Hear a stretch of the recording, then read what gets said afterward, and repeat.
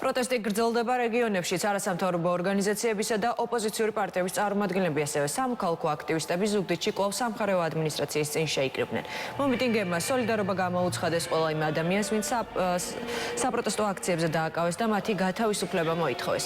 ისმოდა შეძახილები თავისუფლებამზე ამაღლობას.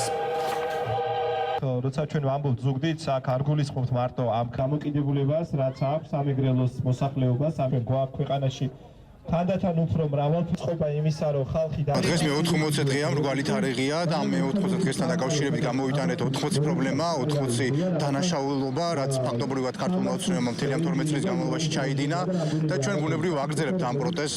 არც 80 დღე, არც 90 დღე, არც 100 დღე არ შეგვაშინებს, რომ ჩვენ ვიბრძოლოთ რუსული რეჟიმის წინააღმდეგ, რომელიც ყველაფერს აკეთებს იმისაც, რომ ჩვენი ვექტორი, ევროპული ვექტორი შეცვალოს და გადაგვამის სამართოს რუსეთისკენაც დაუშვებელია. ჩვენი ადგილი ევროპაში ევროპული ფასეულობები არის ჩვენი ხალხის არჩევანი და ჩვენ არ დავიღლებით, ასე ვთქვათ, ამ გზაზე. რამდენი დღეც იქნება საჭირო, იმდენი დღე დავდგებით, სანამ ჩვენს მიზანს არ მივახცევთ მშვიდობიანი გზით, რა თქმა უნდა.